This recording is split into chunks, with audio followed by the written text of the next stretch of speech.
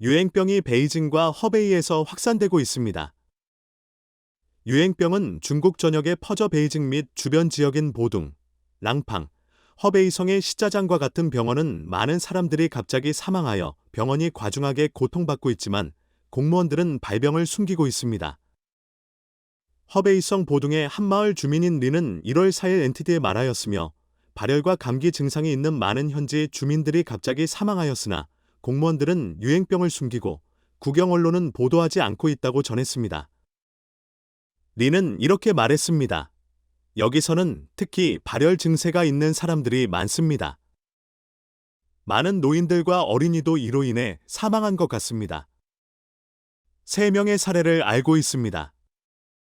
길 아래쪽의 이모는 잠에서 숨졌고 어제 내 어머니의 친구 40대 초반의 감기 증세가 있었고 잠에서 사망했습니다. 당국은 이에 대한 어떤 발표나 어떤 언급도 하지 않았으며 이제 그들은 폐렴에 관심을 기울이지 않으며 그냥 감기라고 말합니다. 여기 모든 것이 가짜입니다. 베이징 거주자는 베이징의 많은 사람들이 감기와 발열을 앓고 있으며 병원이 과중하게 운영되고 있으며 사람들은 아주 긴 줄을 서야 하는 것을 밝혔습니다. 중년층 사이에서도 많은 갑작스러운 사망 사례가 있었습니다. 그들은 이렇게 말했습니다. 많은 사람들이 그리 늙지 않았고 40대나 50대 정도로 이전 연도보다 더 많았습니다. 심장마비, 뇌졸중 및 심장질환으로 인한 갑작스러운 사망 사례들입니다. 이것은 백신과 관련이 있다고 생각합니다. 공무원들이 어떻게 조사할 수 있을까요? 물론 그들은 말하지 않을 것입니다. 다른 베이징 거주자는 주변의 많은 친척과 친구들이 감염으로 인해 사망했다고 말했습니다. 화장장은 그에게 슬픔의 장소가 되었습니다. 현재 상황은 매우 심각합니다. 많은 사람들이 폐섬유증으로 사망했습니다. 화장장을 보러 가 보세요. 그곳은 가득 차 있습니다. 나는 바오바오 산에 가고 싶지 않습니다. 이 심장병은 다음 5년 동안 종료되지 않을 것이며 장기적인 영향이 있을 것입니다.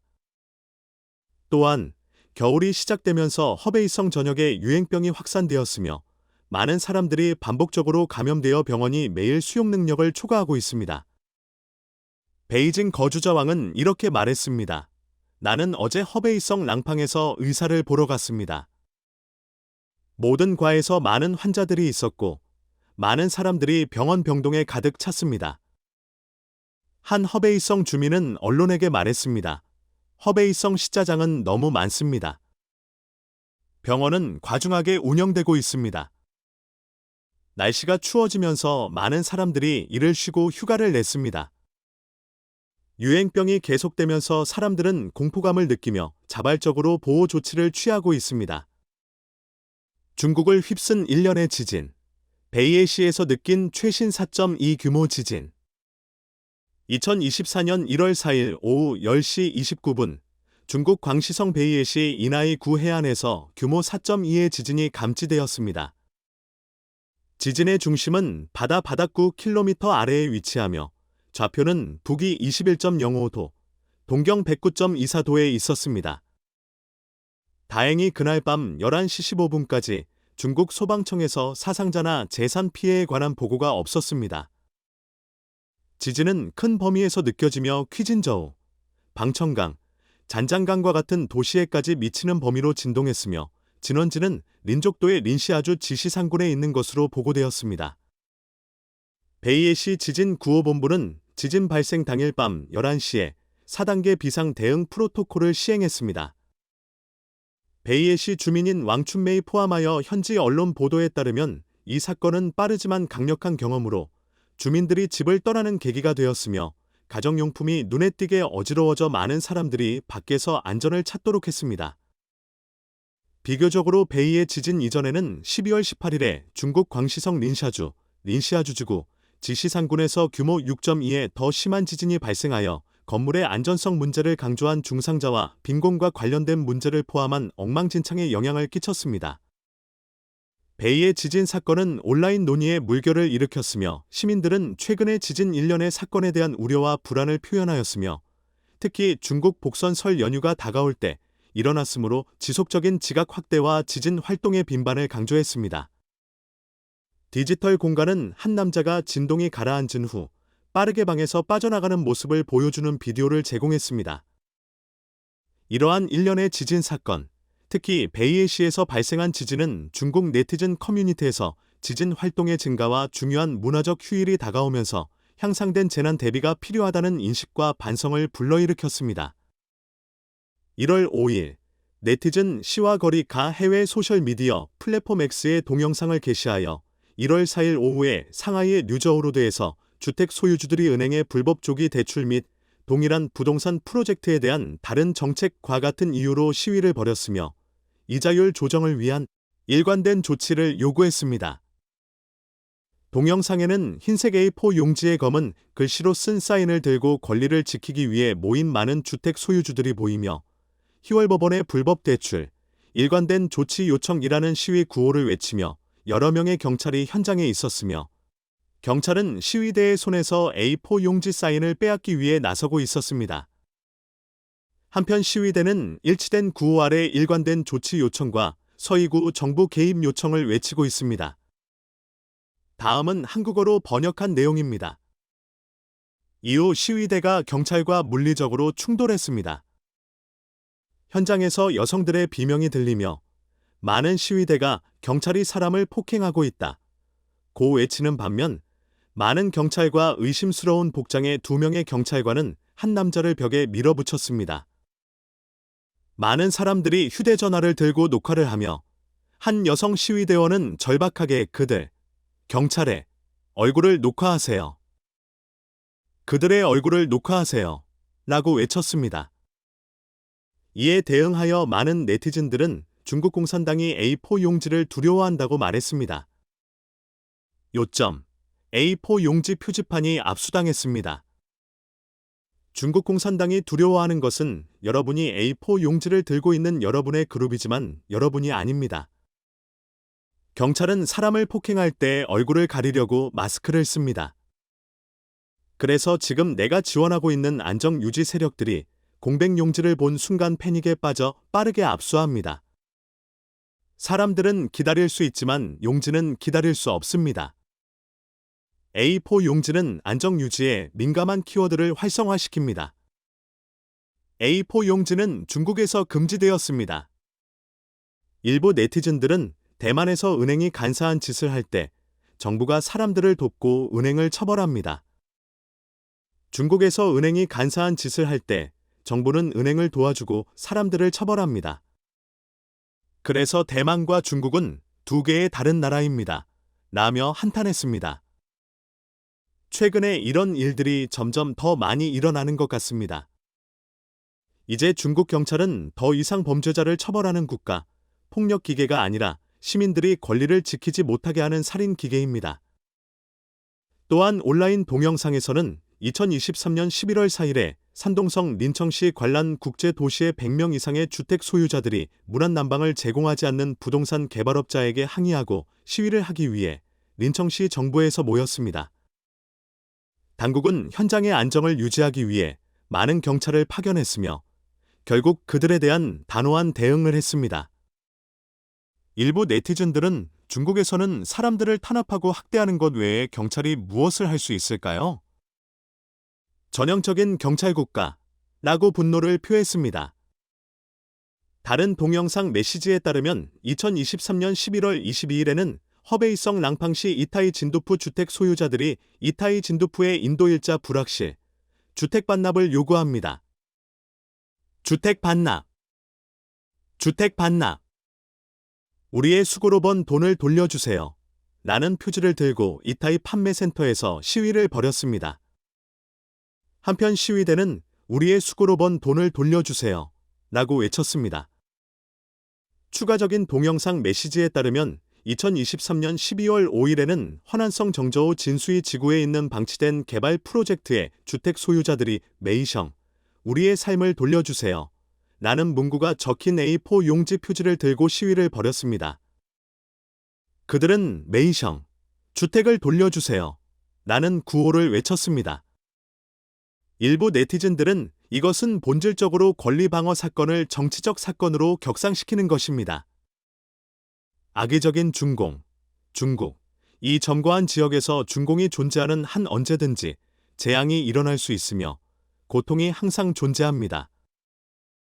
중국의 TV 시청률이 광고, 요금 및 국영 미디어에 대한 불신으로 인해 30%로 급감했습니다. 포워드 인텔리전스에 따르면 2024년 1월 3일에 포워드 인더스트리 리서치 인스티튜트에서 2024 중국 스마트 TV 대화식 새로운 트렌드 보고서를 발표했습니다. 이 보고서는 2016년 이후 중국의 TV 시청률이 2022년에 30% 미만으로 급락했다고 지적했습니다. 이러한 추세는 4,183명의 소비자 중 52.3% 이상이 몇 달 동안 TV를 켜지 않았다고 응답한 온라인 설문조사에서도 확인되었습니다. 빈도가 높은 사용자 중에서도 TV를 하루에 한두 시간씩만 시청하는 사용자가 15.6%에 불과합니다. 전화와 태블릿과 같은 모바일 기기의 증가뿐만 아니라 불만족스러운 사용자 경험 및 끝없는 수익과 전술이 중국 사용자들을 TV에서 멀어지게 만들고 있습니다. 일부 중국 네티즌들은 이제 TV를 켜면 켜자마자 광고로 가득 차 있고 모든 것이 지불을 필요로 하며 핸드폰이 더 편리하다고 비웃었습니다. TV는 이제 완전히 유료입니다. 무료로 방송하는 것은 대부분 판매하는 것이며 누가 아직 시청합니까? 공영 TV가 어떻게 된 건가요? 보고서는 또한 TV를 켠 후 사용자가 프로그램을 시청하기 전에 부팅 광고를 견뎌야 하고 프로그램을 시청하기 위해 여러 단계를 거쳐야 하는 프로세스에 대한 언급도 하며 이는 사용자들의 시청 의지를 더욱 약화시키고 있다고 지적했습니다. 2023년 1월에 중국 배우리 자이밍은 중국 공식 TV의 혼돈스러운 수수료 징수를 공개적으로 비판했습니다. 그는 평범한 사람들이 돈을 벌기 쉬울까요? 라며 고지곳대로 말했습니다. 과거에는 TV를 켜면 TV를 시청하는 것이었는데 이제 TV를 켜면 완전히 유료로 바뀌었습니다. 월간 VIP를 포함한 모든 항목에 별도의 수수료가 필요합니다. 이것은 매우 불쾌합니다. 평범한 사람들이 돈을 벌기 쉬울까요? TV 시청률의 급격한 하락 외에도 2023년 KSM 국가 데이터에 따르면 동년 8월에 중국 중앙텔레비전, CCTV의 신문연보, 저녁 뉴스의 평균 시청률은 2.3%로 역사적인 최저치를 기록했습니다. 더 페이퍼의 분석에 따르면 이 현상은 관객들이 신문연보의 내용과 형식에 지치고 있다는 것을 보여줍니다. 신문연보의 내용은 항상 위대하고 옳은 상황을 묘사하며 경제와 고용에 대한 인상적인 데이터를 제공하지만 현실은 고용이 어렵고 소득이 낮으며 의료 및 교육 비용이 비싸다는 것입니다. 이러한 내용과 실제 생활 경험 간의 불일치로 인해 사람들은 불신과 불만을 느끼며 신문 연보의 진실성과 객관성을 의심하게 됩니다. 작년 주요에서 진행된 왜 젊은이들은 더 이상 지낸 리엠보를 보지 않을까요? 라는 주제의 토론에서 네티즌들은 다음과 같이 썼습니다. 위대함과 영광의 25분, 전 세계 재앙의 5분, 지낸 리엠보는 특정 시점에 약간 유용하지만 전체적으로 80%의 내용은 세뇌적인 칭찬과 허황된 언행입니다. 솔직히 말해서 어릴 적부터 가장 싫어하는 프로그램입니다. 아무것도 비교될 수 없습니다. 한편에서는 모두가 행복해 보이고 다른 한편에서는 버려진 부동산 프로젝트를 보며 복잡한 감정이 듭니다. 도덕적 기준을 유지하기 위해 이 프로그램을 절대로 칭찬하지 않을 것입니다. 나의 안전을 위해 웃으며 말하지 않기로 결정했습니다. 그러나 토론은 곧 삭제되었습니다. 전문가, 중국의 경제는 GDP 사기로 인해 계속해서 하락할 것입니다.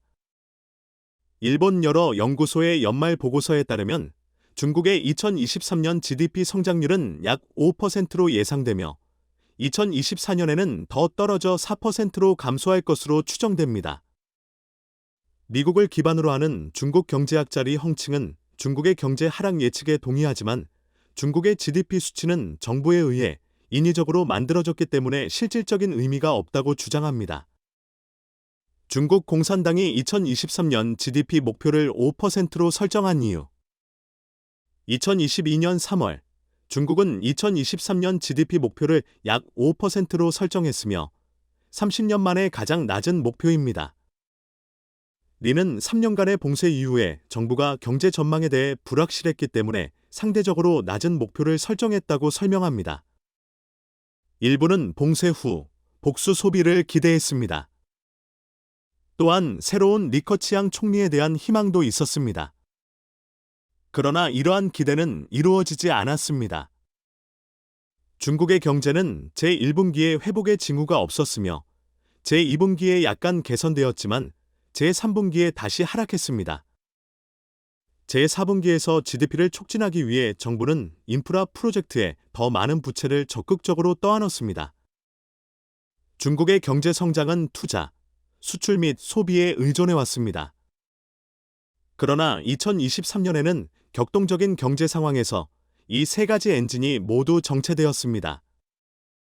외국 투자자와 기업이 떠나고 글로벌 공급망이 변화하고 서양 국가들이 중국의 고기술 접근을 차단함에 따라 수출이 정체되었습니다. 한편으로는 사람들이 직업과 소득을 잃어가며 국내 소비가 줄어들고 있습니다. 투자는 정부의 부채 금융을 이용한 인프라 지출을 통해 유일하게 움직이고 있습니다.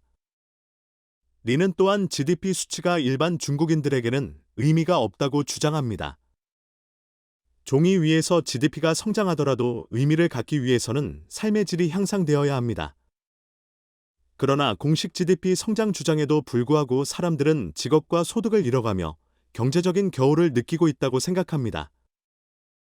리는 5%의 GDP 성장 목표가 정부 인프라 지출에 의해 지탱되는 가짜라고 주장하며 중국 공산당은 일반 시민의 복지 대신 이익을 보호하기 위해 통치함으로 GDP는 평범한 사람들의 복지와 관련이 없다고 말합니다. 현재의 경제 어려움을 고려할 때 리는 중국의 경제가 2024년에 더욱 악화될 것이라고 예측합니다. 계속되는 외국 투자의 철수, 중국에서의 공급망 변화 및 약한 국내 소비로 인해 성장이 끌어내릴 것입니다. 또한 인프라 투자는 수익이 줄고 있습니다. 현저한 개선을 위해서는 민주주의와 법치로의 정치적 변화가 필요하며 그 후에 비즈니스 신뢰와 번영을 회복할 수 있을 것입니다. 일본의 연구기관들도 중국의 경제가 2023년과 2024년에 계속해서 둔화될 것으로 예측하며 국내 수요의 약화, 무역과 투자의 감소, 소비와 부동산 시장의 침체, 통화 가치 하락 등과 같은 요인을 인용하고 있습니다. 이들은 이것을 중국의 권위주의 체제와 독재에 기인한 것으로 보고 있습니다. 중국 재무부 장관, 경제가 어려울 때 필요한 것만 소비하십시오. 1월 4일, 중국 공산당의 공식 신문 인민일보가 중국의 현재 경제와 재정 상황에 대한 인터뷰를 발표했습니다. 람포안, 공산당 비서 및 재무장관으로 먼저 2023년 재정 정책 사항을 검토한 후 2024년 주요 업무를 전망했습니다.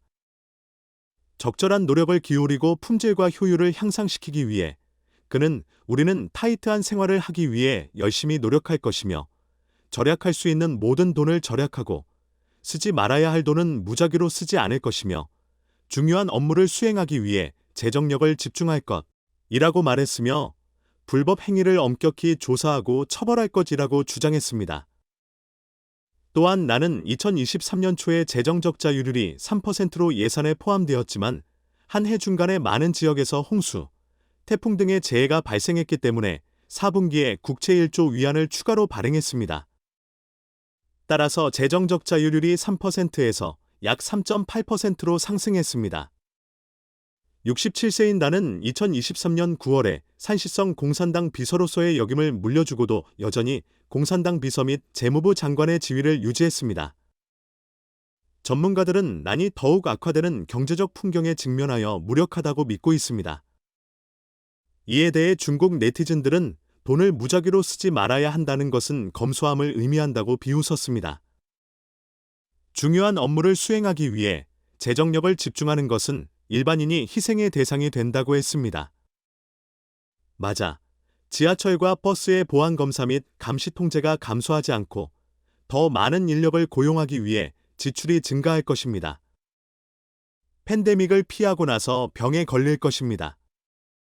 신화통신은 작년에 2023년 3분기 재무 데이터 발표에서 1월부터 9월까지 국내 소비세, 법인 소득세, 개인 소득세, 수입품 부가세, 소비세, 스탬프세, 자원세 등이 전년 대비 부정적인 성장을 보였다고 보도했습니다. 부동산 시장의 침체로 인해 정부 토지 판매 수익이 감소했습니다. 2023년 1월부터 9월까지 지방정부 자본 예산 수익은 전년 대비 16.3% 감소했으며 그중 국유지 사용권 부여 수익은 전년 대비 19.8% 감소했습니다. 재무부 데이터에 따르면 2023년 8월 말 현재 전국적으로 지방정부의 미상환 부채 잔액은 약 38.75조 위안입니다. UBS의 아시아 경제학자 왕타오에 따르면 2022년 말 현재 지방정부 자금 조달 플랫폼 미상환 부채 잔액은 59조 위안이었습니다. 이 중 약 73%, 43.07조 위안, 가 지방정부의 암묵적 부채에 속하며 나머지는 상업기업 부채에 속합니다.